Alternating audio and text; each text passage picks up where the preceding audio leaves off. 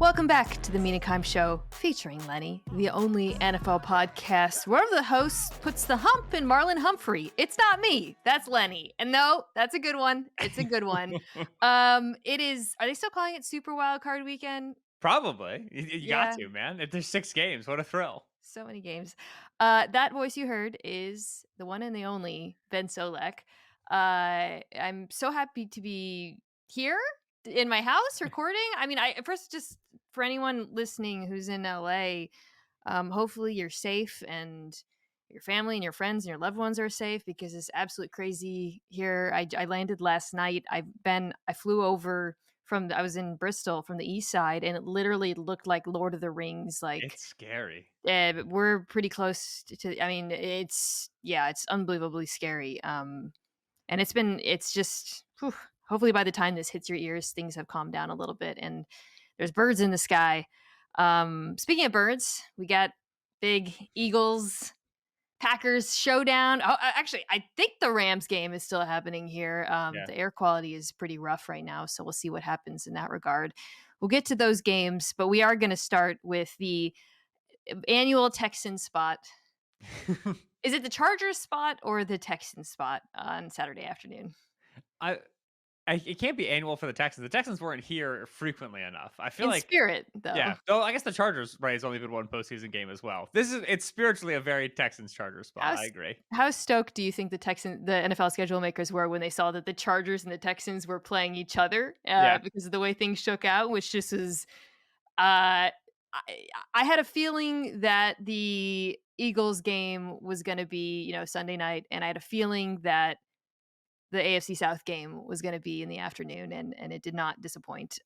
This is one of the closer games. There's a few games that I actually think are pretty close. Mhm. I think sneakily all of them have some intrigue and upset potential. I'm guessing. I'm not. Look, is Bills Broncos or Ravens Steelers the bigger Do spread? you want to guess or no? Bills Broncos, right? No, Ravens Steelers. Ravens Steelers got up to nine and a Oh, I half don't like point that. spread. Bills. I don't like I think that. it's so scary. I don't like It, either of them, yeah. actually. Bills. I feel pretty good about Bills. Bills are 8.5 point favorites against the Broncos. Oh, Ravens really? 9.5 at time of recording. Yeah. Okay. Chargers Texans is close though. In Mhm. fact, the Chargers are favored, or they were last I saw by a little bit, a Yep. hair, despite the Texans, of course, being the divisional winner because of the way the Texans season ended and sort of I think the Chargers too go into the playoffs with some juice behind them. Bigly. And yeah, bigly. The more I looked at this game though, Ben, the more I felt like both defenses actually had the advantage in this one. The Chargers offense versus the Texans defense, maybe. No, I think it's pretty comparable. I mean, the Texans' best chance in this thing, I think, we'll get to the Texans' offense, but I think the way I could see this going well for them is if their defense, which throughout most of the year has been one of the better units in the NFL, stifles a good but somewhat limited Chargers passing attack and Yeah. a fairly anemic Chargers rushing attack. I mean, that's the funny thing about the Chargers, and I know I've said this all year long, but since we now have the end of the year DVOA at numbers, finished 21st in rush DVOA, 8th in pass DVOA. Really not at all what we expected out of this Greg Roman coached group. 5th in average depth of target, really unleashed Lad McConkey in the second half of the season as a downfield target. And I think that's notable because this Texas defense is very good against the run, and I don't think they're going to have a ton of success on the ground. Yeah, I promised myself when the Texans had clearly won the AFC South, but also were clearly not that great. I was like, you can't walk into the playoffs and just assume the Texans are going to lose that first round game. You can't do it because the pass rush is too good, Too right? good. They have two guys in Daniil Hunter and Will Anderson, both of whom have totaled over 50 pressures this year, both of whom are top 10 in pressure rate this year, the only duo in the league to be so, that have takeover potential, right? You cannot say like there's no worlds where the Texans don't blow this game open, win this game by just dominating in the pass Yeah. rush. Important to note, Rashawn Slater, before the Week 18 game against the Raiders, like literally in injury warmups, right? Sustained, I think it was an ankle if memory serves. Yeah, Joe Alt then bumped to left tackle. Trey Pipkins moved to right tackle. He left right guard, and so Jamari Sailor stepped in. So they started doing this whole offensive line shuffle, and Yeah. all looked great off the left side. But you could potentially be walking into this game with Rashawn Slater limited. Trey Pipkins was limited in practice. Like they're pretty banged up. The Chargers are along that offensive line, and so there are enough worlds where that Texans pass rush Yeah. becomes a huge problem. And our understanding and expectations for this Chargers passing game are probably a little bit inflated. The three best games of Justin Herbert's season throwing the football were the three last games that he played against Denver, who's a very good pass defense, and then the Bengals and then the Raiders, who are not so good. But success rate of 61%, 57%, 60% in those three games. EPA drop back of 0.45, 0.48, 0.5. Like he was Yeah. by a mile, his best stretch of football was the last three games. And so we're like, oh yeah, the Quentin Johnson thing, he can sustain, 10 catches. Lad McConkey, he's great down the field. That's only very recently true. And when they go up against this Houston pass rush duo and this corner duo, we might be reminded that this passing game wasn't exactly dominant, but before this recent stretch. Yeah, the Chargers offensive line versus the Houston four-man rush, and I would do lean on the four-man rush, by the way. I don't think blitzing Justin Mhm. Herbert is a good idea. I don't think it's a necessity because of the discrepancies that you just described.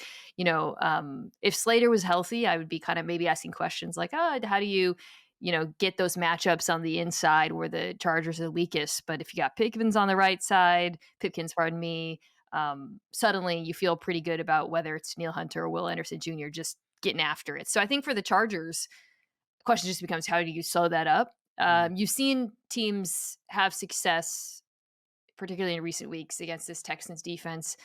The Ravens game comes to mind, obviously, that that was a total disaster and kind of a meltdown for the Texans Mhm. defense. And I think mostly uncharacteristic, but they did a lot of things to take advantage of how aggressive the rush is. I thought some of the pulling action in the run game.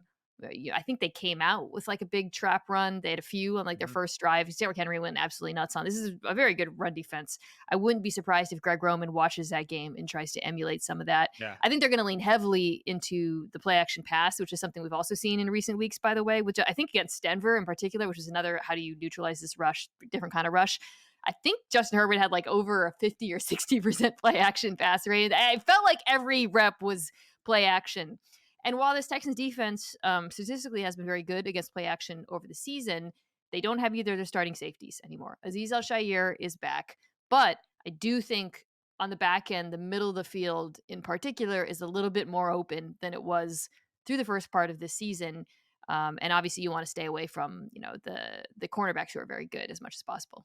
Yeah, I agree with you on the play action thing. If you actually look, like the Texans defense by EPA by success rate, pretty much top 10 passing and pretty much anything you can find, save for against play action, which they're like 13, 15, a little bit more middle of the pack. We talked about that Dolphins game, right? When we previewed that game and throwing over the middle of the field against that defense. And obviously D'Amico rolled out some invert two and dropping Caleb Bullock into the hole and they got their picks, some designer stuff for the Dolphins. But in general, that play action and taking advantage of that aggressiveness and that speed, right? You don't want to just line up and pass against the Texans. You want to get them into heavy personnel. You Mm. want to take advantage of the light personnel, the nickel defense, get the guys in the box, and then pass off of that. I think the Greg Roman Lamar Jackson point is a great one. I absolutely think that there's going to be, you've seen, like, it's weird to say Justin Herbert's season has been a little bit Lamar inspired, but it is true because of the connective tissue of Greg Roman. You've seen a little bit more in quarterback scramble for sure. I was to say we're going to Yeah. see a lot. I think we're going to see some design quarterback runs in this game too, Yeah. because that boy, the Texans defense has not been able to stop those all year. Yeah. So numbers on that, because I think that the biggest thing in this game, I think the deciding factor is Herbert's legs. The Texans run defense this year against all rushes, negative 93 yards over expectation. Only the Ravens are better. Against quarterback scrambles, plus 100 yards allowed over expectation. Yeah. Only the Ooh. Giants and the Panthers are worse. They are very bad against quarterback scramble. Herbert played D'Amico Ryans in 2022. Chargers, Niners. And this was back in like peak Chargers era, like Michael Bandy, like DeAndre Carter was the leading receiver, right? It was like offensively Michael bad Beasley. receiver room. Yeah, yeah. But in that game, Herbert had 5 carries for 22 yards, which for Herbert back in the Joe Lombardi offense was Yeah. like a preposterously big day running the football. This is the sort of game where if Justin falls back into some habits of like, I stand in against pressure and I deliver tough throws while being hit.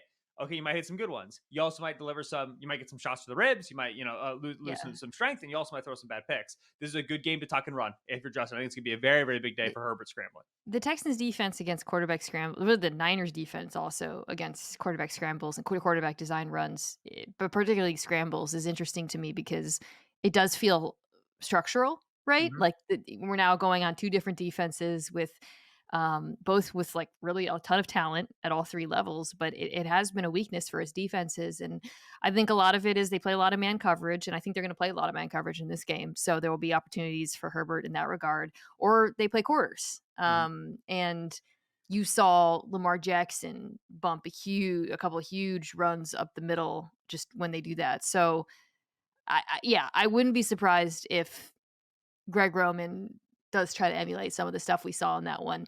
On the other side of the ball, Ben, boy, I feel like I might choke on these words, but I feel like when the Chargers and Jesse Minter drew this matchup, they said yes, Hmm. because not just because obviously the Texans offense has struggled in recent weeks, so that's, obvious in that regard, but I do not think they match up well with LA because we've seen the offenses that LA struggles with, right? It's offenses that can get heavy, pound the rock, and which is just literally the opposite Hmm. of the Houston Texans. The Chargers defense, very clear identity. They're going to sit back. They're going to play off coverage. They're going to sit and split safety. They're going to dare you to run the ball. And this Texans offense has obviously been atrocious running the football. And CJ Stroud has really struggled against split safety this year. So I feel like that side of the ball really favors LA just from a matchup perspective. Yeah, CJ Stroud against zone this year, fourth lowest success rate among all quarterbacks. Chargers primarily live in zone. I do think that in the absences of Stephon Diggs and later Tank Dell, you have seen the Texans be more of a 12 personnel team, right? Cade Stover starts to get a lot more snaps. Dalton Schultz is getting snaps. Irv Smith's their third tight end. So I imagine Houston's going to walk out and say, let's put our two tight ends on the field and let's run the football, which I think is a good idea on the chalkboard. I do think when your two tight ends are Dalton Schultz and Cade Stover, and you're dealing with this offensive line, which also has interior injuries and had to reshuffle again, right? Kenyon Green is out. Yes, Kenyon, not Kendrick. And Drew Scruggs had to move to the right guard position. And so I think you're going to lose against this Chargers front. You might pop a couple big ones because you can do that against the Chargers, but down to down, I think you're going to lose. I will say that what we know from Stroud against too high and against zone is he's throwing the ball shorter and he's not as accurate. He's trying to hit these really tight windows. And now there's no Stephon Diggs, there's no Tank Dell. And so you have a lot less juice with those guys. The Chargers do lose to deep bombs, right? There's two ways to beat too high. It's to be really good underneath or it's to go Yeah. deeper than deep. And so if you take me to the world where this is a 6-3 game in the third quarter because the pass rush is just dominating Justin Herbert, we're starting to get to a universe where one Nico Collins pop off is all it Yeah. takes, right? Well, And so this is the yeah. sort of game that your defense wins for you to turn over short field. And then even if your offense is stuck in the mud, you can ignite this thing with one big play to Nico. Yeah, that's what I wrote down. I was like, "What's the universe?" So I was like, "Ooh, going through the matchups, Chargers don't love this, don't love this." And I just Mhm. wrote, "Do they have a chance?" And all I wrote is explosives to Nico Collins question because that's the only path I really see for this Mhm. working out for them because then the Chargers defense has kind of we talked about this last week, outkick their cover in some ways. Yeah. They have a lot of good players, but none of those corners can match up with Nico downfield. And Yeah. we've seen the young corners, Tarheeb Stills, they're great. They're playing great football, but we've seen them get beat right downfield by. So I just think that's really what it's going to come down to. Mhm. Um, does CJ have enough time to hit those? I don't know. I don't Yeah. know consistently enough. Um, Yeah. Those corners, by the way, since week 10, Christian Fulton back in the starting lineup has allowed 27 of 42 targets for 224 yards and yeah, four touchdowns. That's 0.39 EPA per target. Jasir Taylor in the slot, 18 targets, 16 receptions, 293 yards for three touchdowns, 158.3 passer rating allowed. The non Tarheeb still guys have been quite gettable as of late. And so if there's a game for John Mechie, right? If there's a game for, it's probably just John but Mechie, maybe Robert Woods. yeah. It's this sort of a game. But if I'm LA and I'm Jesse Minter, I'm watching GCJ Stroud the last few weeks. I am just doing everything possible to take away the middle of the field because something has happened, Ben, where like his touch on these outbreakers Mhm. It's so weird to see, like, he looks like a different quarterback sometimes, just missing throw and it's not even, like, super challenging ones at Mhm. times, it's throws that used to be automatic for him, talking, 6 to 15 yards, and so I'm living with that and doing everything possible to take away the middle of the field. Yeah. You know what it reminds me of? It reminds me of how Bryce Young is subtly hitting the easy throws that he was missing last year, Yeah. right? Young player play, the vacillations are by degrees multiplied. The peaks are peakier and the valleys are vallier. And so CJ is very clearly A, lacking in confidence, and B, lacking in trust to his offensive line and to his receivers. And so that's when you get aimed throws, when you get guided throws, is where you get bad Yeah. mechanics start to leak through. So like I know there's a lot of people who have a lot of screenshots of Bryce Young's last 10 games versus CJ's last 10 games. Oh, what if Bryce Young is better? And I don't find that very interesting. I'm pretty confident CJ is a very good quarterback. I've seen what I've seen, but he clearly at this point is a little shell shocked. He's clearly a little scarred given the Yeah. pass direction he's playing behind. And I agree with you. Like the first point you made, if you give me Jesse Minter, who's been very good at adapting to what he's got, against Bobby Slowick, who has been precisely the opposite, yeah, I know where I want to put my chips. Yeah, for that reason, I'm taking the Chargers. I do think the Texans defense can make this interesting for our discussion at the top, but I'm just so dispirited by what I've seen from this offense in the last half of the season. And I also think Herbert has really reminded us that he is a Terminator and he is one of Yeah. those dudes who can win, frankly, any game. So I'm gonna go. I'm gonna go Chargers here, not by like a ton, but I do think that they're correctly the favorites. How about you? First playoff win for Justin Herbert if he gets it. Yeah, Herbert. It's in a God. dome. Yeah, it's crazy, but it's true. Shout out 28-3 lead over the Jaguars. 31-3. 31-3 it was, I think.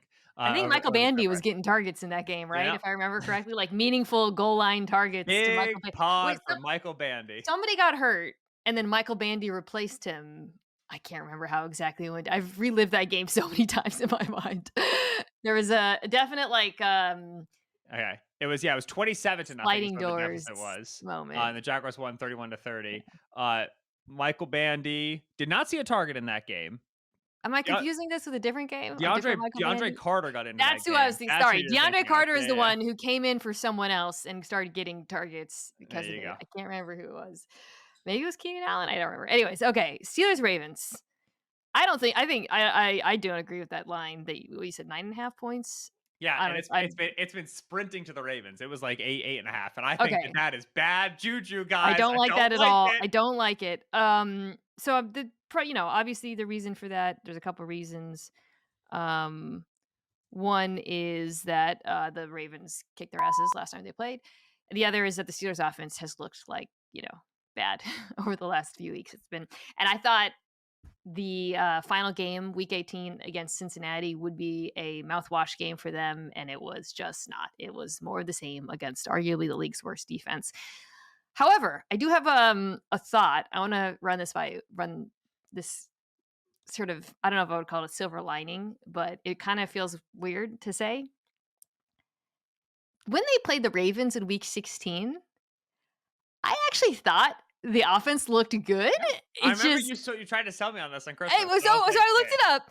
So it was so they had the 2 turnovers that were just like death knells, right? Ardarius mhm, Washington forced fumble and Russell Wilson, the Marlon Humphrey pick six. But outside of that, the first game against the Bengals, the 44-38 game, it was their second highest success rate of the season in that game. And in the last, since the Bengals game during this offensive down streak, it was by far their best offensive performance in terms of moving the chains. Looking back, like there were some things they actually did well in that game that I wonder if they can repeat. When Russell Wilson threw the ball quickly, he went 10 for 10 for 79 yards and 2 touchdowns. In the seams, he was 13 for 13 for 110 yards. You will mhm." also remember that George Pickens did not play in that game.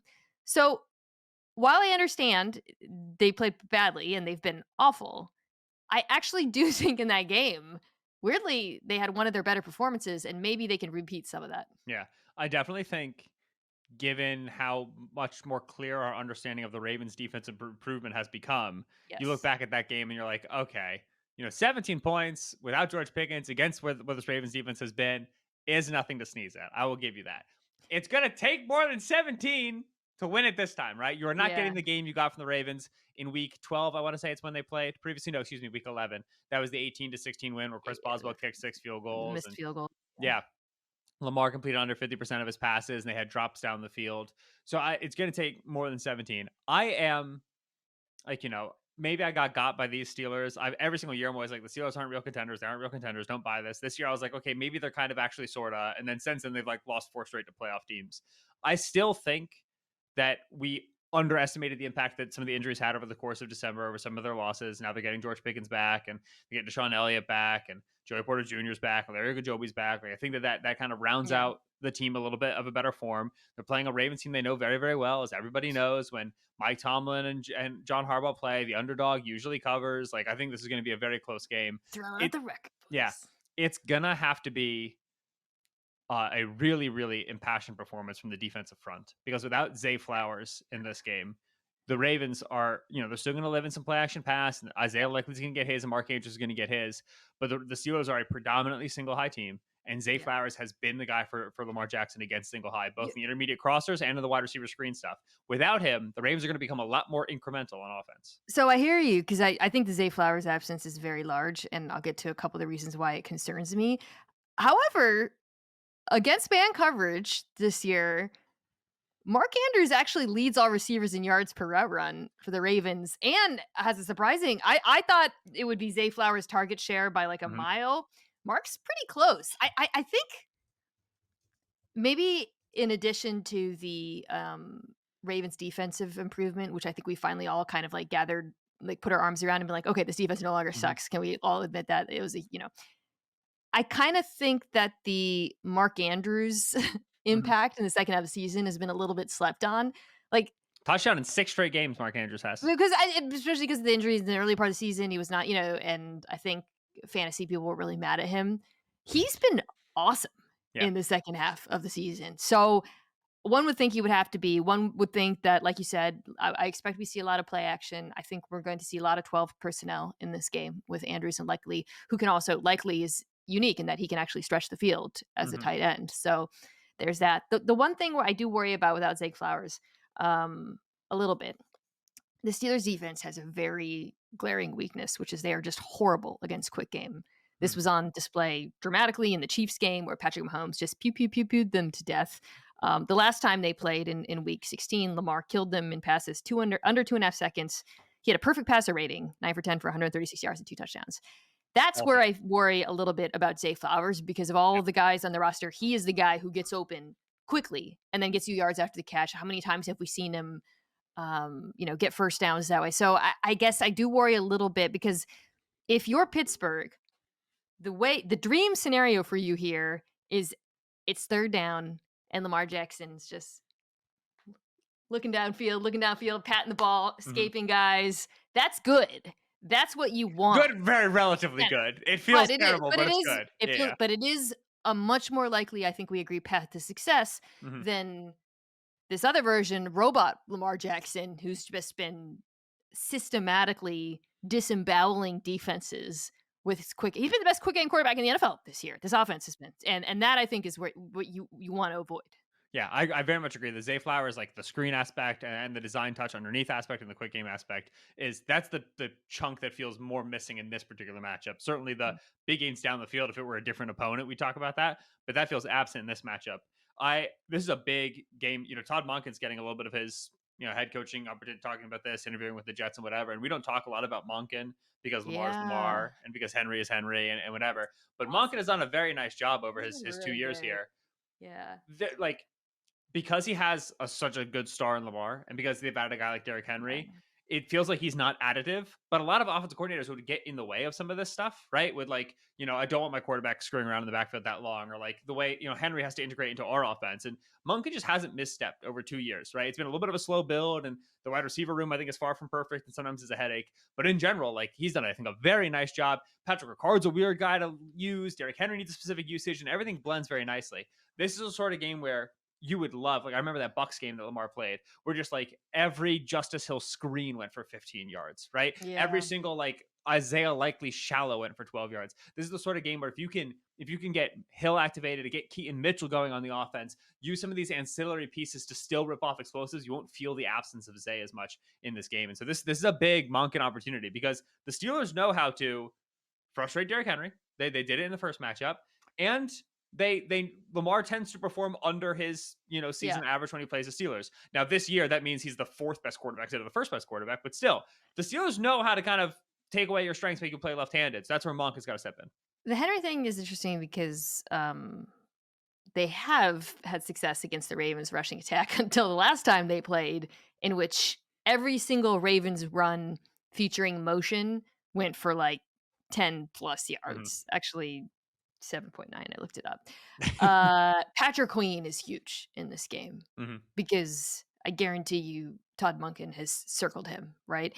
And they were so successful displacing him in the run game last time. So I think for Pittsburgh, huge, huge. He has to have better eyes against the run than he did in the last one. I'm still taking Baltimore. Mm-hmm. The Zay Flowers absence makes it much more uncomfortable for me, though, than the line suggests. Yeah. I just think with Pittsburgh and Baltimore knowing each other so well that 9.5 is just too big. I understand how badly the Steelers have played over the last month, but this is the Steelers we're talking about. It's exactly when they're in the mud that they rise back up. You can't bury what came from the dirt. Like this feels like a spot for them. And so I think the Ravens win. I very much expect the Steelers to cover in this game. Okay. Last game of the day, Broncos Bills. Uh let's start on the Josh Allen side of this because that Mhm. is box office. Yeah. Josh Allen against this Broncos defense.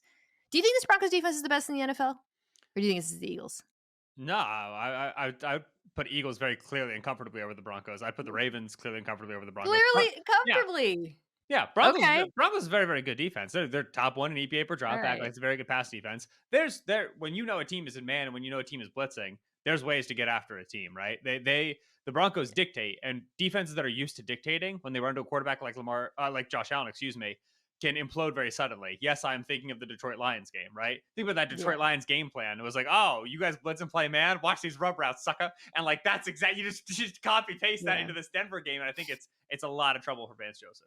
yeah. The Bills' offensive numbers against man coverage aren't like the best in the NFL necessarily, but I feel like there's a lot going for them in this one, assuming Mhm. the Broncos defense plays the way that we all anticipate. One, obviously Josh Allen, his legs are a factor against man coverage. His willingness to make both the easy throws and the aggressive throws. I think who they sacrifice to Patrick Surtain Yep. and who they let go at Riley Moss, which isn't. I feel bad saying that because I like Riley Moss is not a bad corner, Yeah. but when you go back to the Bengals tape and T. Higgins and what he did to him, let's say it's Keon Coleman who has the size and this, it's the speed. It's not going to be as dominant, I think, but he's still going to get his. The other thing I think is Joe Brady is really clever about attacking it. Mhm. I've really enjoyed what the Bills have done.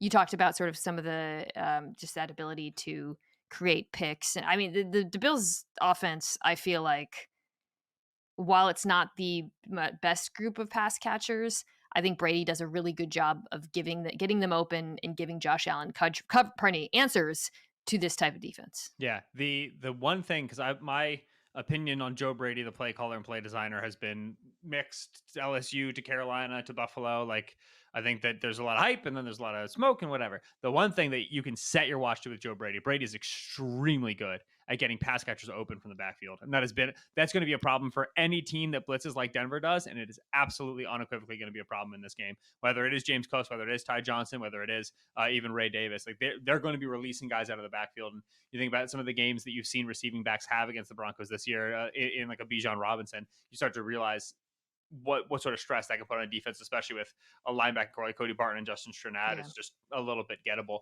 I think the Sertan point is extremely important. That when if you were to sit down and philosophically describe the Broncos defense, And like, how does this defense put stress on you? How does it win? The first thing out of anybody in that building's mouth would be, well, since we have Sertan, we can take away your wide receiver one, and that puts you in a weird spot. Because for 29 of the 32 teams, it does, right? It's like, oh, shoot, like they have a guy who can actually go against our guy. We have to reimagine how we do offense. Buffalo is one of the few That's that's, not how they're built. yeah, Yeah. Buffalo's one of the few that's immune, right? Which is like, okay, Yeah. you're going to, it's Sertan on Amari Cooper for 45 reps. Like, Cool. We got we don't Shakir on care. McMillan. Yeah, Yeah. right. Yeah, And right. so Buffalo has, I think, a pretty unique immunity to there's other stuff the Broncos do that's dangerous, but to the first issue, the first Yeah. dig that the Broncos have, their ace in the hole, the Bills are pretty immune to that. I think that's a very big deal. You mentioned the vulnerability of the linebackers and James Cook in the passing game. Denver allows 6.3 yards per play on throws to linebackers, which is second worst in DVOA in the NFL. Mhm. It is. There's a few games where you've seen offenses specifically very aggressively attack the linebackers in this group. It is Right. the smart way to play. The Chargers actually did a fair amount, by the way. It is the Mhm. correct way to play this defense. I think for Denver, though, like, so we're talking about kind of, the Bills offense having a good makeup for this sort of thing. Obviously, I think with the blitz, you have to use that to corral Allen.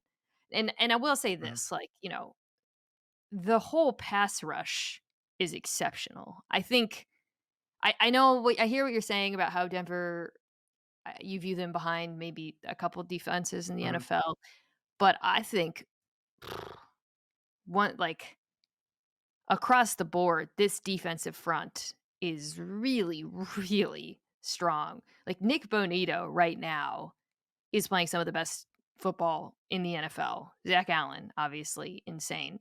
Mhm. Um, it's just I wouldn't be surprised if they manage to I understand we're talking about, like, all the game plan and matchup reasons that do give an advantage to Buffalo, but Denver certainly has the capacity to create some negative plays. Yeah, absolutely. Now, Josh Allen this year, when pressured, Unsackable. is Unsackable. taking a sack on I know. 8.8% of his pressure dropbacks. Yeah. Fewer than 1 out of every 10 pressures, not dropbacks, pressures gets Josh Allen down. It is the best season for sack avoidance when unpressured that you can find in the True Media database since 2009. I'm very confident if you go further past 2009, it's still going to be up there. This is it is the single paramount best season of avoiding sacks we've ever seen. And so Yeah. again, like what if the first ace in the hole is Patrick Surtain, the second ace in the hole is we're really good at getting the quarterback down. And this guy is, I think about what Lamar did to the Broncos, right? Lamar was so much like, oh, this Denver Ravens game is going to be so good. I'm so excited the matchup. And then Lamar took 2 sacks on the first drive and then didn't go down the rest of the game. And they just poured points on Denver because there's going to be room. There's going to be air. There's going to be space. You're playing that much man coverage. You're sending that many extra bodies. And so long as Josh is Josh, which, like, again, there's always the potential for Bill's craziness. But as long as Josh is Josh, No, it's not the yeah. I think they match up so well into Denver. I really do.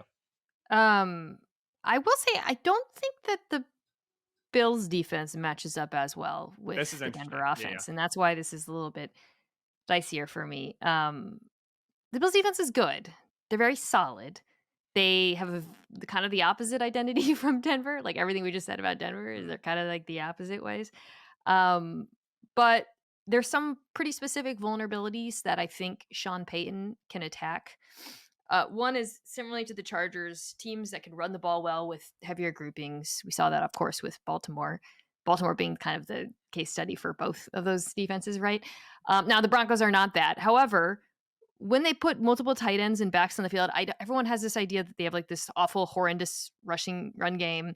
The Mhm. underlying metrics, the advanced numbers say they're not as bad as it looks. It's just inconsistent. And when they go heavier, they're actually seventh in Yeah. success rate. It's because I they don't think, have a running back who gets 25 carries for yeah, well, it's 162 yards. confusing. It's Yeah, not nobody, and silos. we It's just never spread know out. who's going to do it. Yeah, Yeah, right. yeah, yeah. So I wouldn't be surprised if Sean Payton, brings back that run it game Yeah, yeah, plan. yeah. Um, we know Bills defense numbers wise, middle of the field, intermediate, kind of been that way for a while. You don't want to attack them outside the numbers. Another thing that I felt to be true and was surprised by how dramatic it was. So, how does Bo Nix like to throw the ball? Either really far down the field or really underneath. Okay, let me rephrase that. From what On the move. on the move. There you go. Okay. Like a lot. Like Yeah. probably the most in the NFL. I don't know. versus rollouts, both designed and scrambled.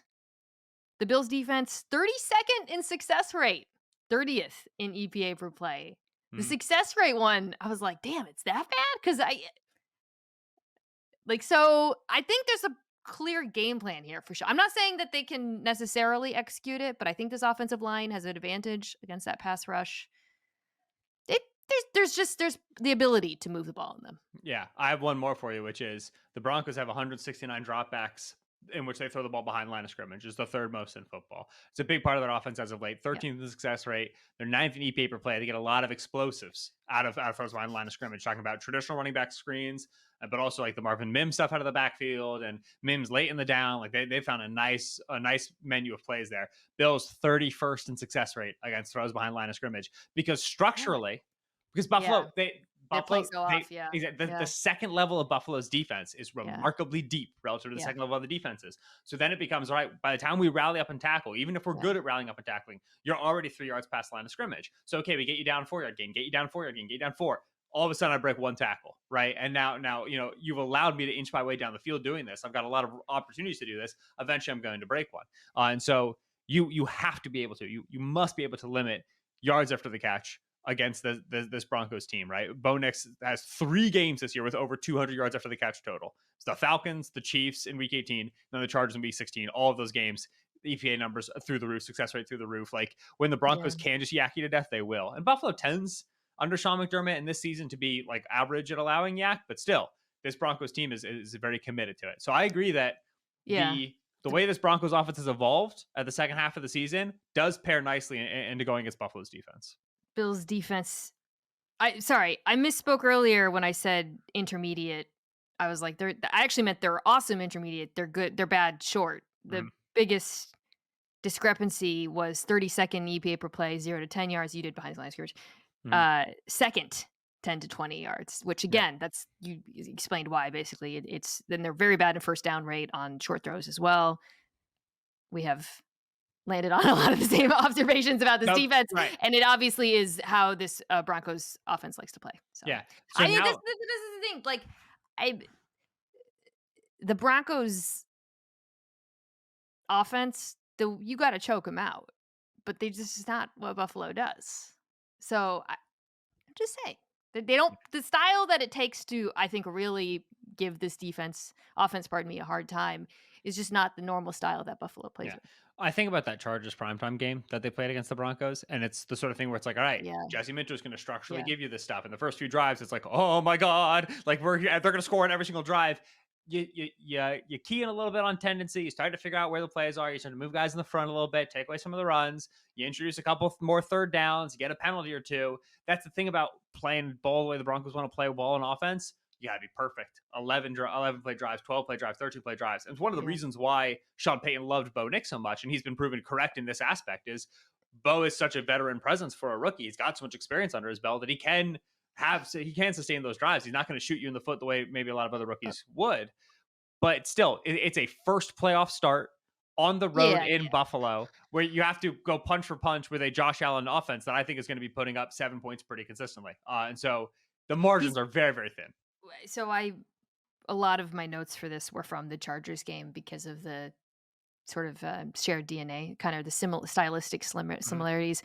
And you remember what else happened in the Chargers game, which was in the second half. Knicks just ripped one to Marvin Mims between the safeties. And I do think that something is like that. Like we're talking about like, oh, he's good on throwing on the road and all these screens seem to go for, and maybe they can put heavy bodies on the field and run the ball. But at some point to go, if he's going to want to go toe to toe with Josh Allen in this one, Yeah. he's going to have to You're rip talking that about throw a like the little 60 bit. yarder at the back of the end zone?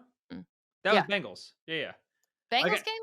Yeah. The Chargers was the one where he had Mims up the sideline. He underthrew him by about 9 yards, and then they didn't get Did the DPI. did he not rip a downfield throw in the Chargers game? Am I missing one? I He did. misremembering He ate that? one to Sutton, but the huge, huge, huge one to Mims was Bengals. I know Oh, this because you're right. I I was watching with am. my brother, who's a Broncos fan. When he hit that throw, No, we lost our the mind. and that was but that was also that was right, the Bengals were in like a too high Yeah, type yeah, of yeah. defensive.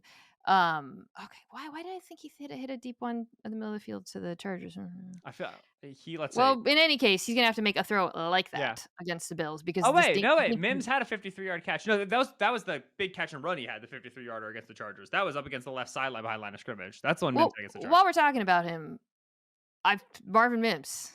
Welcome. But one, awesome, love how he's being used. Another guy who I think, we talk about getting yards after the catch against this Bills defense, turning short throws into long ones. I just think, just when I think about, like, Broncos players who will have to have splash plays in this one for it to be competitive, obviously Sutton, but he would be probably the second guy, honestly, at this point after Sutton that I feel Mhm. you're gonna have to need something out of. Especially if, they line up Sutton outside and Benford kind of, I wouldn't say erases him, but you really need to work the middle of the field against this Bills defense is, I guess, what I keep coming back to. Yeah, Because if your game plan is like throws outside the numbers, it's just not gonna work. yeah, But Sean Payton's really like he's a very strong understanding of the defense that he's attacking here. yeah, So I look, I got Buffalo, but you know, there could be things that make it yeah. interesting. I think like Knicks in the first rookie start on the road in the playoffs, I think that's gonna be too much to overcome. I will say that when I go to identify a team that can beat the Buffalo Bills, I go to interior offensive line and I say, if you guys can just delete these defensive tackles in the Yeah, running game for 4 quarters, then we got ourselves a ball game. And I'll tell you, man, Ravens. Quinn Miners, Ben Well, Powers against that interior. Like there are some worlds in which Audric Estime in the most unbelievable playoff performance ever just has like 16 carries for 98 yards and 2 scores, and the Broncos just lean on it and make this a 1-score game. You would love to be able to shorten the game in the running game here. So I'm Bills. I think the Bills cover for sure. I think it's a hard game to ask Knicks to win. There are some universes with the running game that interest yeah, me quite a no, bit. the Bills' run defense is like they finished the season pretty strong over the course of the season, but again, Yeah, it's but we really know. about matchups. Well, we Yeah, just like we saw the Ravens game, it's yeah, just. But again, while I mentioned that I do think that the Broncos can run the ball a lot better than people think,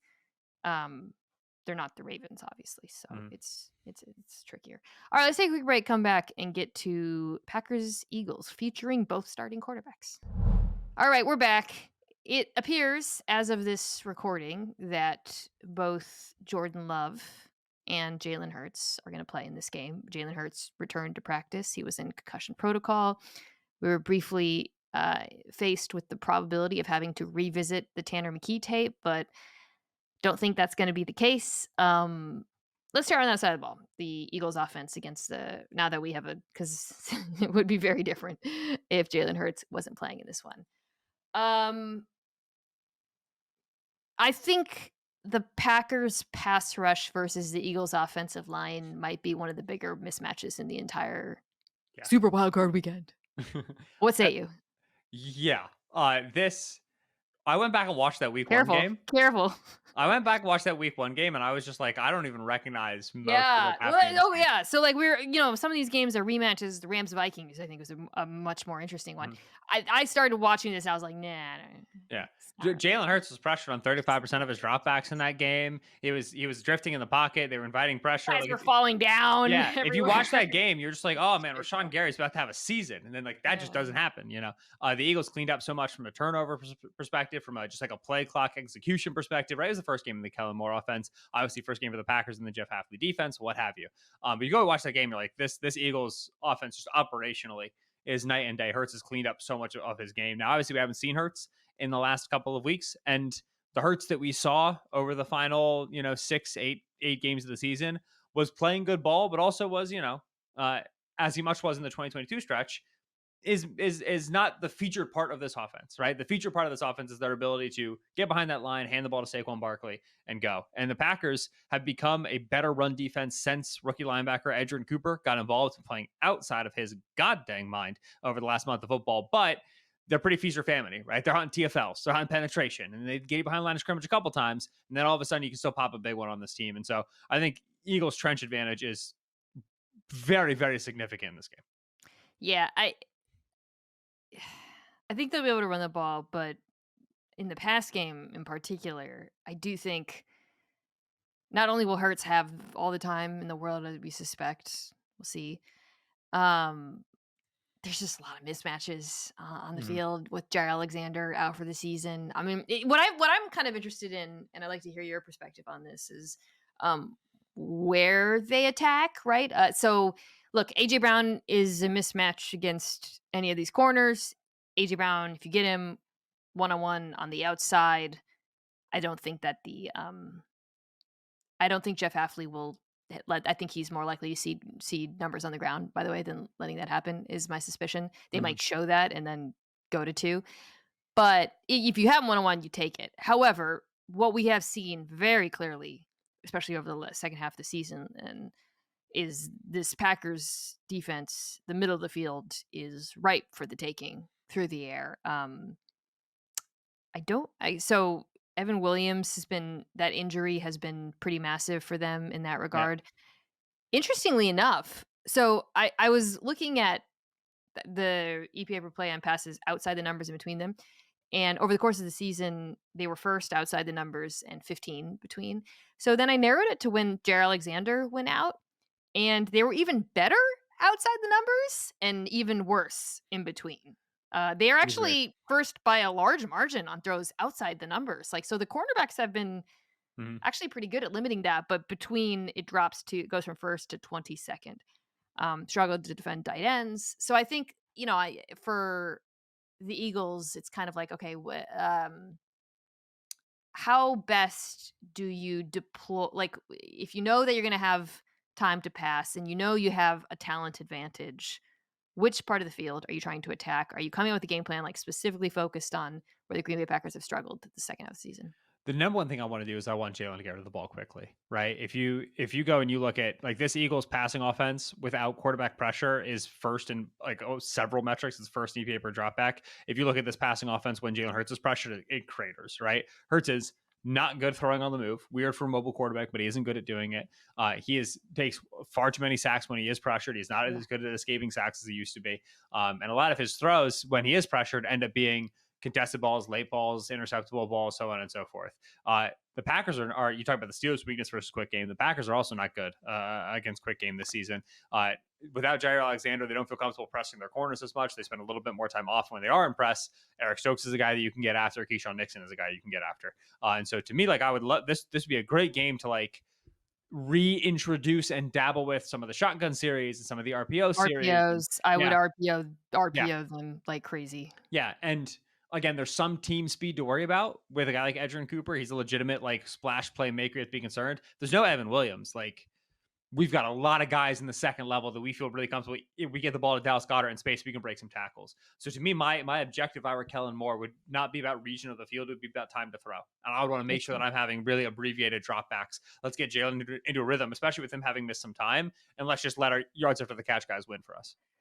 Yeah, I would not be like, I kind of mumbled this, but I wouldn't be surprised if we do see a lot of like those slants to AJ Brown off the Mhm. RPOs. I think could be really successful. We've seen other teams have success with that against this Packers defense. I guess from the Green Bay perspective, um, I do think if you can get him outside the pocket, as you just said, that's where bad things start to happen for Mhm. Philadelphia typically. Um, Probably have to turn him over, Xavier McKinney, I think, on that side of the ball. Offensively, I have one more. I have a quick Packers defense question for you because I what? couldn't figure out where I landed on this. Are you cranking up the blitz or no? Because to me, I am very not confident in my pass rush ability to get home with four. And Yeah, when Hafley but hasn't been confident, he's mostly been twist stunts in games. Like I don't know if that's enough. So to me, like yeah. I'd be very willing to be weirdly aggressive with heavy pressure on early downs. I want to throw some funky curveballs and see if I get Jalen to make some more mistakes. You're just terrified of what happens if they don't get home. I hear you on that. I do think the Hertz improvement against the blitz this season is real. I Mhm. think you would have to really take them by surprise. I'm trying to remember like the Packers blitz tendencies. Trying to remember games where they've blitzed a lot. I wonder if there's I don't know, man.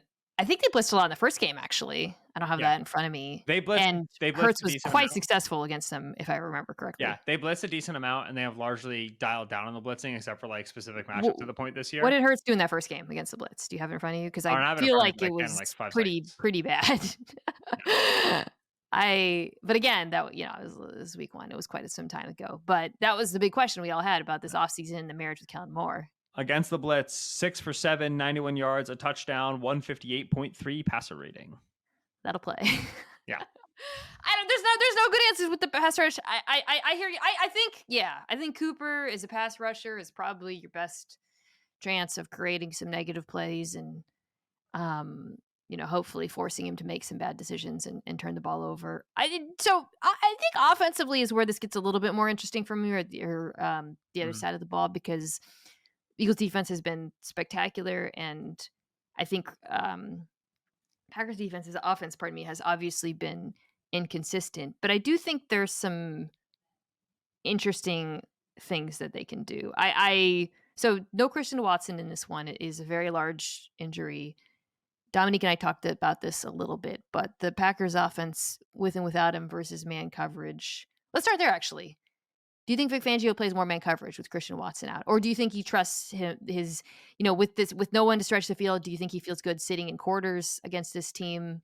Yeah, so that's the thing is, like, I feel comfortable playing my base defense, which oftentimes plays out like zone, but if I'm playing match, then it can easily end up playing out like man coverage anyway, right?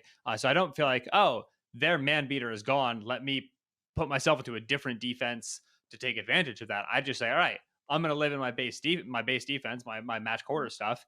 And while I was previously going to be having some heart palpitations when Christian Watson was sprinting with Quinion Mitchell 35 yards down the field, I'm now like, "Meh, it's Romeo Dubs."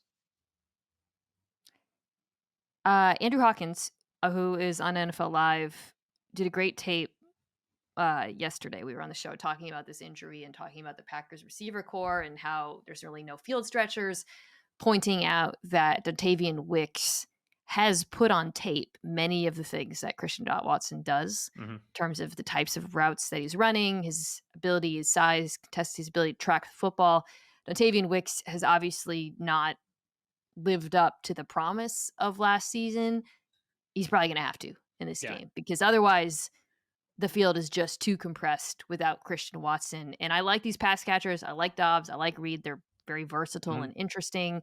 But if you can't stretch the field and the Eagles can squeeze you out and then they can focus on the run because they're not worried about what you just described, that's a problem. So I feel like you need somebody to emerge as a viable deep threat, and I think Wicks is the most likely option. Yeah, and I agree with you on Wicks. I was big on Wicks coming into the season, like potentially just pushing Watson for those snaps flat out, right? Obviously, he hasn't had the success doing so. Reed has had success doing it in the past, but also that's usually against corners that are a Yeah. little bit easier, a little bit less physical. And if you can get against Darius Slay, like he can outrun Slay, but he's got to get off the line, right? And Slay's done a nice job this season.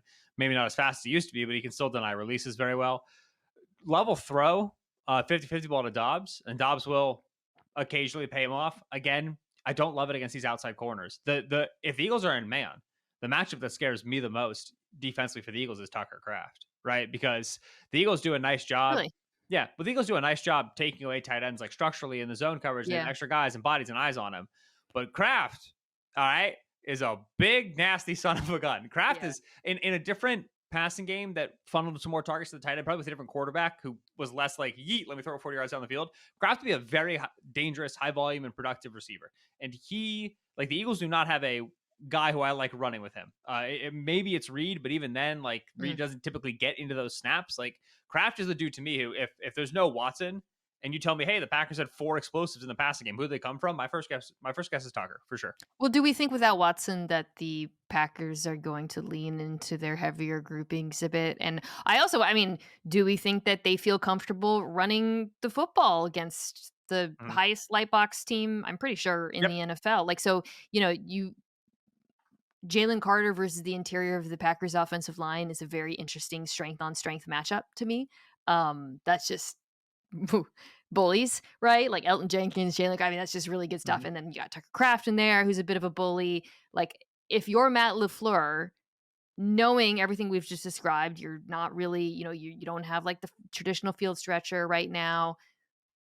You're on a defense that's going to sit on a lot of stuff.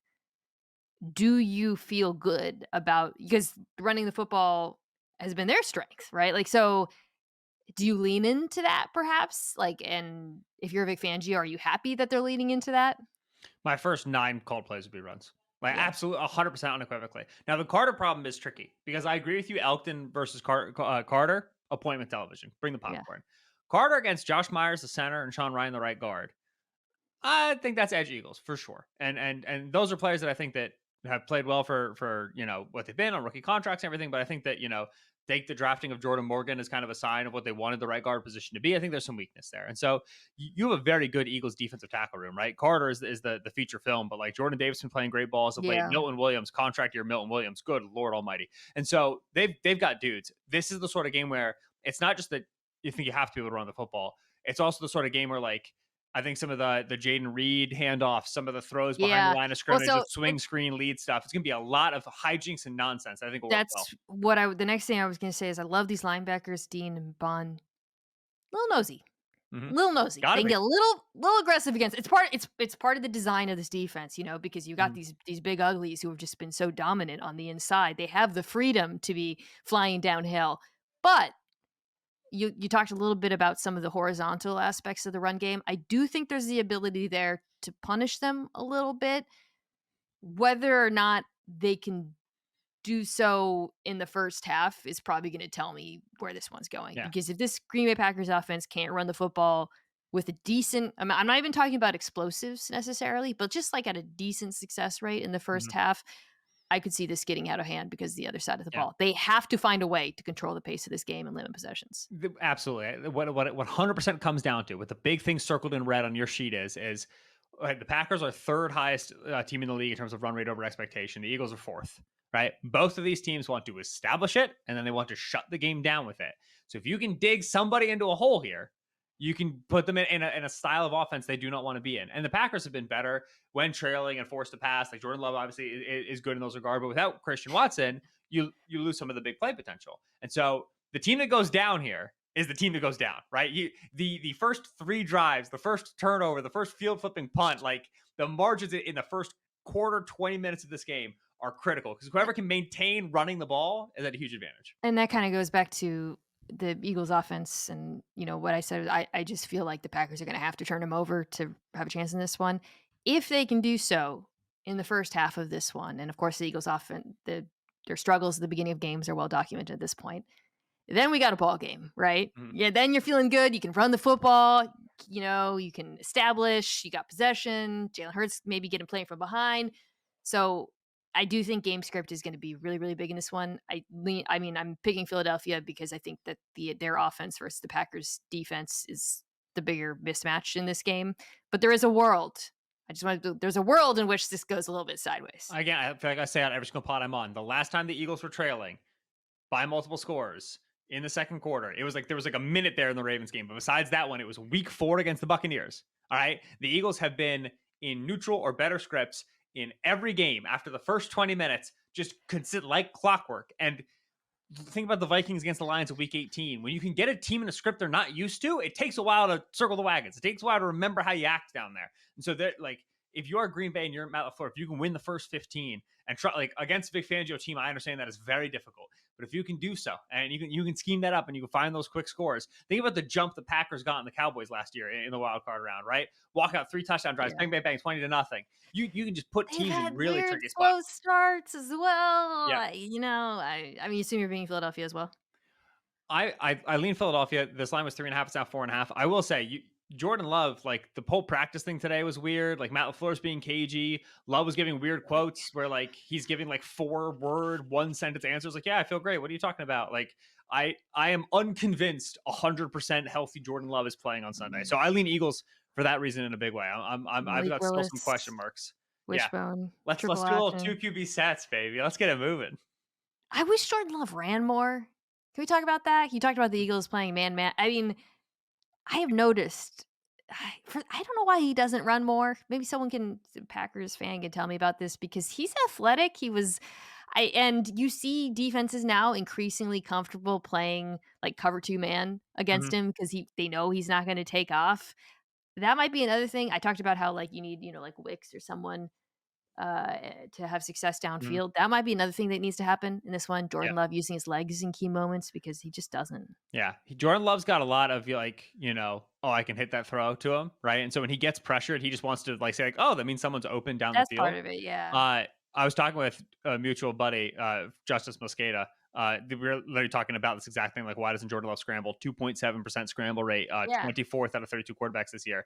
And his point was that he's not twitchy. That Love is long and he's got long speed and he can run and he's got some size to him, but he's not quick twitch. And so it is like harder for him to actually like sneak Yeah, and slip he has that to move pressure than like it is for quicker guys. Which yeah, if that means he has to learn how to scramble in like the Jalen Hurts fashion where he just leaves a lot yeah, earlier, then sure. But again, you're but he convincing a doesn't want guy to. who Yeah, has such a right. great arm to try to leave earlier. Yeah. Yeah, I'm trying to think who he reminds me of because he has that, like he has good straight line speed and that loping kinda Mhm. run, and So he's the comp I would athletic, use would but be the Joe Lombardi era Justin Herbert, right? Now Herbert with Greg yeah, Roman yeah, is you just see him moving more, and Herbert's definitely he got is some twitch to him. But again, that big body who just wants to hang in the pocket and show off the yeah. arm and like warranted. It's understandable response because a lot of the arm show off stuff ends up working out pretty well. Oh god, there's another fire. Jesus. Alright, well, 2 quarterbacks who absolutely love to scramble, Jayden Daniels and Baker Mayfield. I really Who thought do you were you gonna. I was like, are you gonna toss to a different game? But no, yeah, this is the one. who do you think likes to scramble more between them? I know Jayden Daniels Yeah. statistically has Baker likes to scramble more. yeah, that's why Jaden I phrased it scrambles that more. way. Yeah, yeah. Yeah. In Baker Mayfield's head when he scrambles, I would love to have, like, an internal narrator because I genuinely believe in his mind, he is Lamar Mm. Jackson. Baker plays football like an 8-year-old would play football. And that's why we all love him so much Complimentary. because yes, Yeah. because when we were all 8-year-olds, we were all going to be quarterbacks. And so I was watching Commanders week 1 game and Baker makes this throw. He's rolling out to his right. He hits, I think it's Rashad White, maybe Bucky Irving, but he hits one of his backs while he's moving out to his right and he's getting hit while he does. And then he like lands on the ground. He like, tumble rolls, pops back up and then kind of like poses to the sideline for a second. And I was like, that's a 10-year-old. That's a fourth grader playing football in the backyard. It's like, yo, do you see that, mom? Like it is. He is a absolute joy to watch play the game in the most heartwarming sense. Um, let's talk about the Jaden side first. Yep. These teams played in week 1, another game where I turned on the tape and I was like, "Ah, this is stupid." Right? All It's these just rematches from I very early in know. the season. It's The so the annoying. next one, I know I just Yeah. already said this, but I think Vikings Rams, there actually is some instructive stuff there. It's just he's a rookie quarterback. He looks totally different.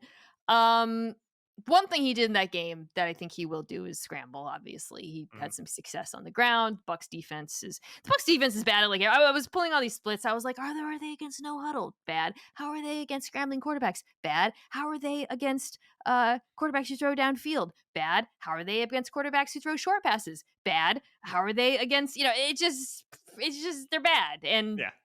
Daniels is good at all the things that they're bad at. Everything I was just saying, where I was looking at the things that Jay Daniels does and this offense does, they're Mhm. bad at all of it. So I don't feel like it's like rocket science here, in terms for the Commanders. Like you just kind of do what you've done all season because your identity as an offense just naturally matches up well with this iteration of the Bucks defense. Yeah, I had the exact same exercise where I was like, let's figure out what's going on with the Bucks defense. And I was like, all right, it might just be stinky. And they've had a lot of secondary injuries, and that's challenging. Yeah, They've blitzed a ton always with Todd Bowles, but especially in the second half of the season, I think as a response to the lack of secondary talent and some of the issues they have there. Now, if you go and you look at the game to the Bucks pass defense has like actually gotten shredded.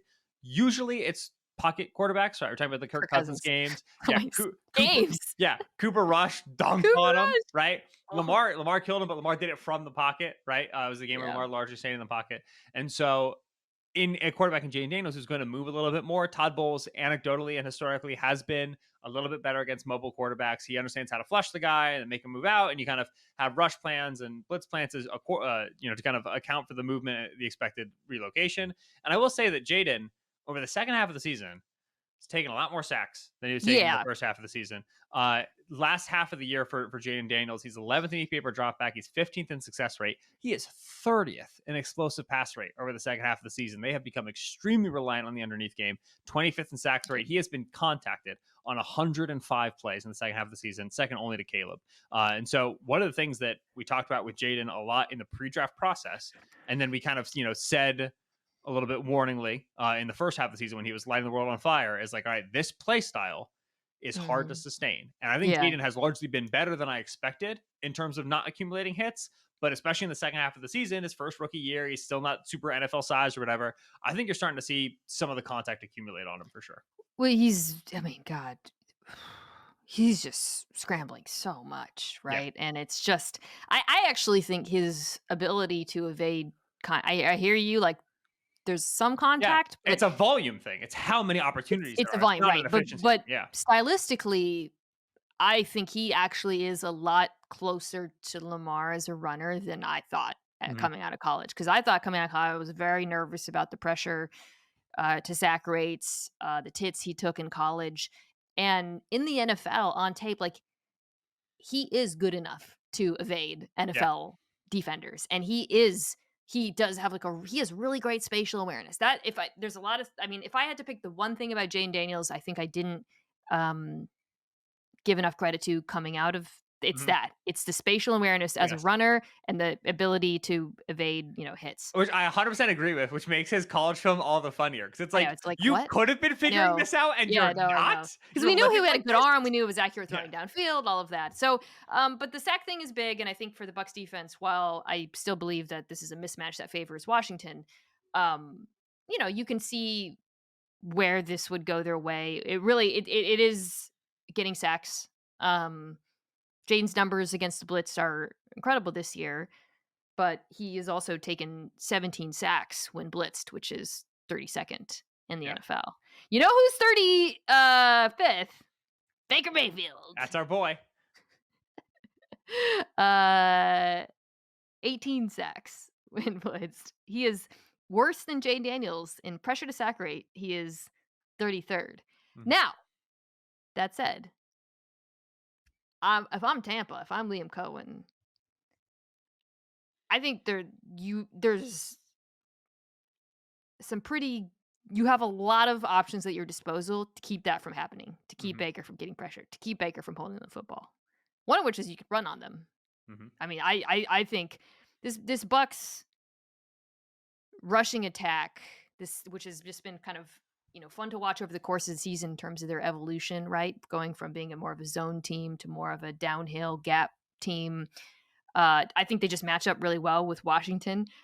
So FTN Fantasy does run concept sorting, and they don't have them all, but I just looked up power because I was curious. Because so the Bucks are first in the NFL in yards per carry on power, Mhm. 7.9, which is insane. And it's not like a ton, but it's a decent amount. Washington is allowing the most yards per carry, Woof. 6.9. So I just think Bucky Irving. We can get to the Mike Evans and Lattimore and all that, but I feel like Ben, this is God. Turning into such a run the ball guy, but this is a Mhm. pretty favorable matchup for Liam Cohen on the ground. Unequivocally, this is every team so far that's really gotten the go of Dan Quinn this season has been able to take advantage of the four down rush, take advantage of the penetration at all costs defensive front, and they usually do so right with gap schemes, with trap, and the ability to get vertical. Earhole John Screens. Allen, earhole Daron Payne, and get to that second level and see if you can beat Bobby Wagner in space, beat Jeremy Chin in space, and usually you can. This Bucks offensive line. You talk about watching that week one game. My main takeaway from the week one game was like, oh my God, the line wasn't even good yet. Like Cody Mock was not Yeah. playing well for them at right guard. Graham Barton's first start as a rookie at center was not that great, and they put 37 on them with this line, with this front. It was not yet nearly where it is this season.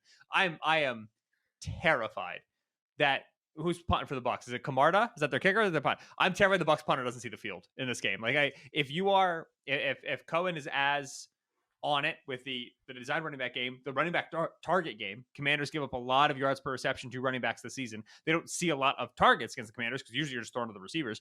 But we know the Bucks do design running back targets. They're going to play the screen game. They're going to play the swing game. Like you have the ability to just with Bucky Irving and Rashad White, just both inch your way down the field and also rip off explosives. Or if you wanted to, you can make this a 2.25 second time to throw game. And I think you'd still be successful putting 30, 35 points on Washington. This is a nightmare draw for the Washington defense. Every Baker 2.5 time to throw game is a good Baker game, Yeah. right? Like I mean, that's just I don't Protect the I man I from his mean, demons. yeah, like when he throws the ball quickly. He's been really accurate this year, Mm. and when you couple a accurate quarterback who throws the ball quickly with a dominant run game and a great play designer, you don't have to have world beaters across the board, both the quarterback position and receiver.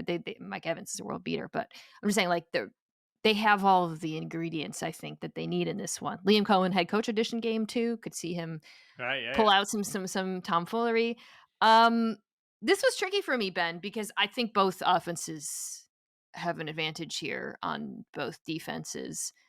I went back and forth a little bit. Bucks are favored by 2.5. Last I checked, 2.5 or 3 three. as of now. 3. Yeah, yeah. I'm going Commanders. Oh yeah.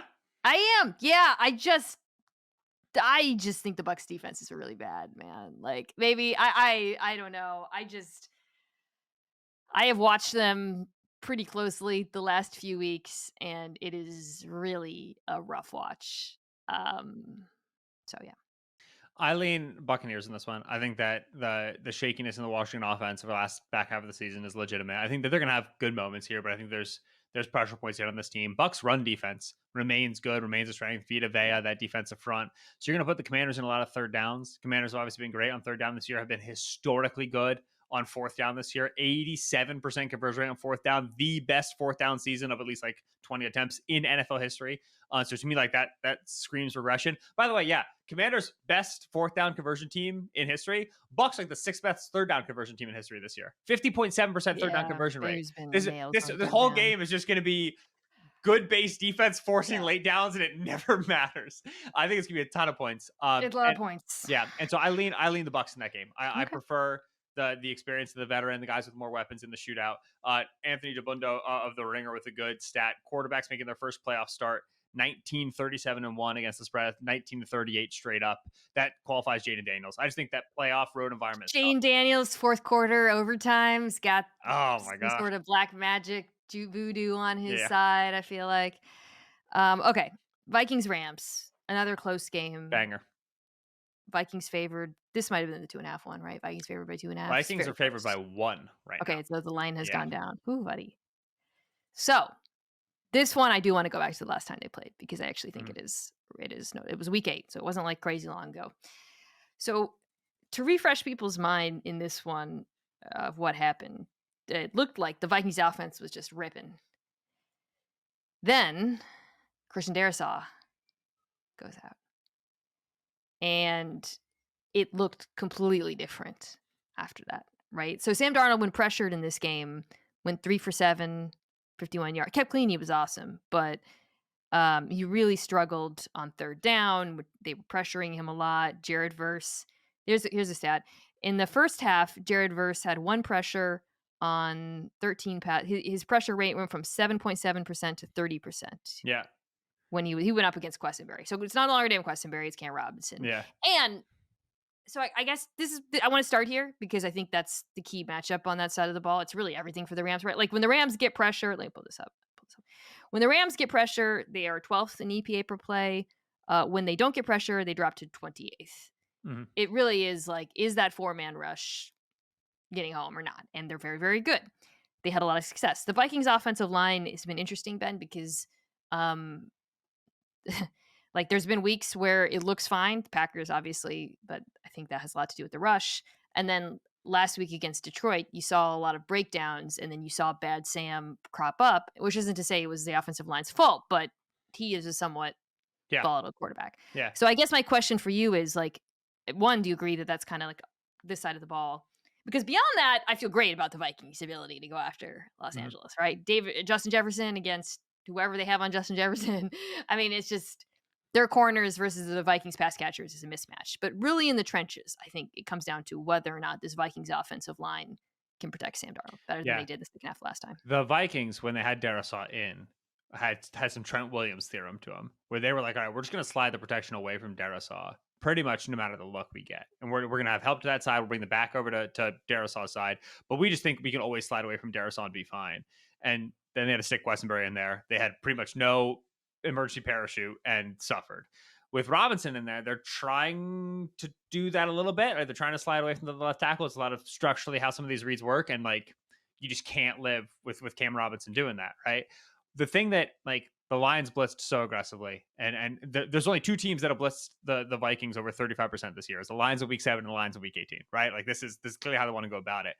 If you're the Rams, like you're not a heavy blitzing team, you don't have the corners who can play consistent press man coverage and take away the early options. If you're not going to send a lot of extra dudes and you're not going to be able to keep the back in, you're not going to be able to keep the tight end in. And Sam has shown he can just find Aaron Jones late, find TJ Hawkinson on that delayed release, and still pick up chunk yardage. Like I think that the Robinson weakness is real, but there are secondary and tertiary things you need to have defensively to actually exploit it. And I'm not sure the Rams are equipped to do that. And so I think they have to drop on the Vikings because the Darisaw injury happened in that game. I'm not sure they're gonna Yeah. be able to get That's the same kinda why I pressure was in this one. it Yeah. was so glaring in that game, and that's why I wonder, okay, well, that Yeah. they were clearly taking, and the drop off was so massive, and it really made the Vikings offense untenable in a lot of third downs. The one other question I have for you is, do you think it matters in this one, though, that the Vikings can't really run the football?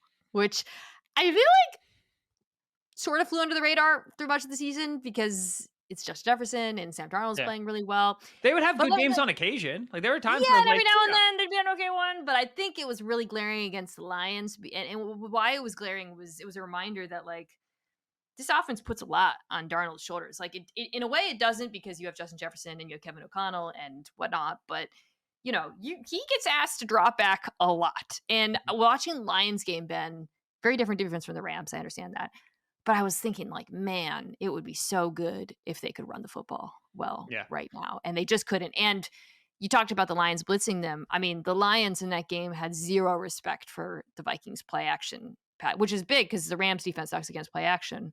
mhm. But I mean, the Lions were like, yeah, come on, No, we're just gonna go after Sam Darnold on every play, and that concerned me a little bit because when you have again a quarterback like Sam who's somewhat high variance, if you don't have that ability to settle him down a little bit with the run game, it actually, I think, was a major factor in the last game against Detroit. 100%. That's where it matters to me the most. Is like, all right, if we need to get our guy into a rhythm, if we are in that neutral game script there in the third quarter, do we have the ability to settle things down, string together that first down, get some of the weight off of Sam's shoulders? Because I do think that like the lights being bright for Sam is a little bit of a thing to be cognizant of. When they first played that Rams games, going back and watching that game, which we've now said 19 times in this podcast, but there's so many rematches. The first 5 Aaron Jones carries went for like 27 yards. And I was like, what happened? Like, Yeah. what was the issue?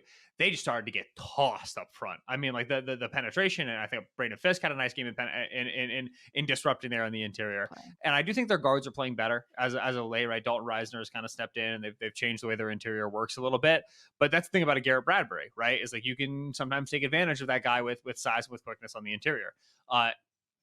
Not dissimilar to the Packers Eagles problem, right? Talking about Matt LaFleur and Kevin O'Connell, some shared DNA. This would be a really nice game to put the battlefield over there and be able to run some more wide receiver screens and to be able to get some Yeah. blockers moving out there into the boundary. And I think that Aaron Jones as a pass catcher is something that it's easy for us to Ooh. forget when we have Justin Jefferson and Jordan Addison and TJ Yeah. Hawkinson. It's amazing. But Aaron Jones is so nice catching the football, and you can do that with blockers in front of him. And so I wouldn't mind, like I said, resetting the battlefield a little bit. And let's just not have to deal with losing on the interior. Let's go win over against the boundary. One thing about the Rams defense, a big part of why they have, I think, managed to. I mean, I think they've been better than expected, honestly. They're still not one of the better defenses in the playoffs, obviously, and they have a lot of weaknesses, but they've been really good in the red zone. They're 5th in red zone efficiency. And again, I go back to last week. I mean, Darnold had like 3 touchdowns on the board. It's a totally different game against Minnesota if he just looks at, if he was looking at Jordan Addison, he just throw him the football. Again, that was like unsettled Sam, nervous Sam, overthrowing Sam. But that is something I'm really eyeballing in this, is that red zone efficiency. Because if I could see the Rams playing a bit of bend don't break in this one, and whether or not Darnold actually, because I think O'Connell's going to be aggressive again, right? I imagine. Very, very important in this game that Sam Darnold doesn't freeze up in the red zone the way he obviously, but especially against this defense. And again, like I think like that Glenn had some beaters, right? They did that quick huddle thing where they put Jefferson in the backfield and they run him out in a route fast, and like the Lions were just there for it. The Lions know the Vikings pretty well, right? Amik Robinson, the best cornerback in the National Football League. That play he made against Justin Jefferson in the red zone was unbelievable. Was it Justin Jefferson who he tackled just short? It was, I can't remember what it was. Anyways, he made one Yeah. play that was like one of the best plays I've seen by a cornerback I ever. need someone in my life to follow me around and talk about me the way Chris Collinsworth talked about Amik Robertson. I just need like an earpiece in my head or somebody being like, "He's the greatest alive. This is the best performance I've ever seen." Like, yeah, let's do it, Can I baby. actually, what this is actually meaningful in this one, maybe, Mhm. but again, Andrew Hawkins, a colleague, was we were talking about that, and I was so Hawkins and I have been quietly putting together a first team small pro. Our Darius Washington is our That's safety. so Yeah, good. Oh, because I hate that you Hawkins thought of that. That's awesome. is a rather petite person. Yes. And I was like, we were talking about this Amik Robertson performance and how at the last second made first team small pro. And he was saying, like, he's like Justin Jefferson. He's like, if you go back and look at like all of his games in the NFL, I'm telling you, the best performances against him have always been small corners. Jair Alexander comes to mind for Green Bay, Mhm. who's 5'10". He's like, because now the CB1s in the NFL, who you're typically going to put your CB1 on Justin Jefferson, they're too big. They're Like they longer, can't keep right? up with Yeah. his twitch. And he was like, so you put in Meek Robinson, and like weirdly, he kind of keep up with him. And I was like, there might be something to that. So What was the movie where there was like a hamster team? The G Force, yes, G Force. I don't know if you remember the Disney movie G Force. Every team he's a G Force. Did a bunch of just some hamsters to roll out and a ball pop out cover Justin Jefferson?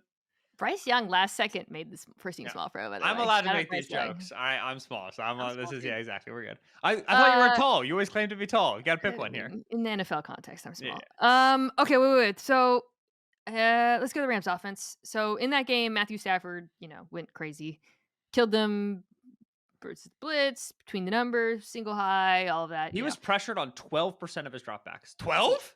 The Rams? Yeah, It yeah. by a mile the lowest game that they've had all season. It was unbelievable Ball was performance. coming out pretty hot. It was the game where everyone thought Puka Nacua was like not going to play, and then he had like 100 yards. Yeah. I started him. Week 8. So here's the thing. Last 3 weeks, last Matthew Stafford's last 3 starts, the Rams scored 12, 19, 13 points. Hmm? Yeah. I'll never forget the Hmm? Bills game where it was like the Rams offense is back. And I was like, we have overwhelming evidence that they're not back. They're just my point and your point, I think, is they're really unpredictable, right? Like when they're hot, they look like absolute world beaters, but then they put up a lot of duds. So like what do you Yeah. think's behind I have my theories, but what do you think is behind Yeah. the bad performances? Are we more likely to see week 8 Matthew Stafford and the Rams, or are we more likely to see the offense that we've seen the last few weeks? So I think we talked about this, I want to say a few episodes ago. Oh, it was when we were giving out gifts. It was Christmas. Uh this offensive line and in this Vikings game, they were unbelievable. They were lights out. Stafford was great at sorting out the blitzes, and they were keying stuff at the second level, and they were expecting all the punches and the counter punches. When Brian Flores got the drop on them, Stafford made them right, and it was great. This offensive line runs hot and cold. I think that's the number one reason why the offense as a whole runs hot and Yeah. cold. You can beat these tackles on the outside. Rob Havenstein expected to play in this game, but Havenstein on the right and Alaric Jackson on the left. Those are guys that are gettable. I think center Bo Limmer's played very well for a third rounder, but again, there's some issues there in pass protection. And so to me, like the offensive line is the first and fundamental issue. The Stafford doesn't create a lot of second reaction plays in this era of his play. He's never been a big scrambler guy, and he certainly isn't now. And just in the modern NFL, if you don't create second reaction plays, eventually I'm going to put you in enough third downs where I can get you to break. And that's like that Bills game they played. They were like 11 for 14 on third down, right? They just blacked out, Yeah. went ballistic. And Yeah. and against a Vikings team that isn't going to give you just straight shell, but is going to give you a whirlwind of drop 8, rush 6, bananas nonsense. You just can't get into that many third downs. So they ran the ball quite well, quite consistently. 23 carries, 4 yards a pop for Kyron Williams, just staying ahead of the sticks in that first game. But much like I think on defense, they kind of caught the Vikings in a bad spot because Darisaw went down. This was the first game back for Kupp and Nakua. And like you're watching this film and I'm screaming. I'm like, it's a Nakua screen. Like I've seen this motion I am 1,000 times. convinced It's they thought Nakua. Nakua wasn't going to Yeah. play like the rest of us, which is why I brought that up. Going Yeah. back and rewatching him, I was like, Brian, Nakua. no, look. no, no. Yeah, Let's he's talk good, about yeah. Puka Nakua. Puka Nakua, his target share second half of the season was approximately 160%. Puka That's Nacua had Mina Kimes' 3.7 stats. yards per route run this year. Get out of town, dude. Get out of my zip code. In what universe? I think Flores has a much better plan for how to handle the Mhm. Puka Nacua stuff this time. The pressure stuff is very real. Matthew Stafford probably one of the bigger unpressured versus pressured deltas of any quarterback this season. I think off the top of my head, it goes from like approximately 75 to 25 QBR. So I think for, like last time they played, he did beat the blitz a lot, but a lot of that was to Nakua. So I think, you know, for Brian Flores, sort of the challenge is okay. You know exactly who is going to get the bulk of these cards. Conversely, by the way, I think for the Rams, you got to get more out of Cooper Cup in this one. I mean, not that he didn't do anything in that one, but then the last few weeks, um, because when I think about this Vikings defense and how teams have had success attacking them, you really need both like two receivers to give you options over the middle of the field. And especially like you want to have that ability to attack the voids when they send pressure, and it can't always be Nakua. I really like the Rams offense is just so damn unpredictable, Ben. I really don't even know which Stafford we're gonna get. I guess the more recent sample size or the more recent few weeks Mhm. is probably telling.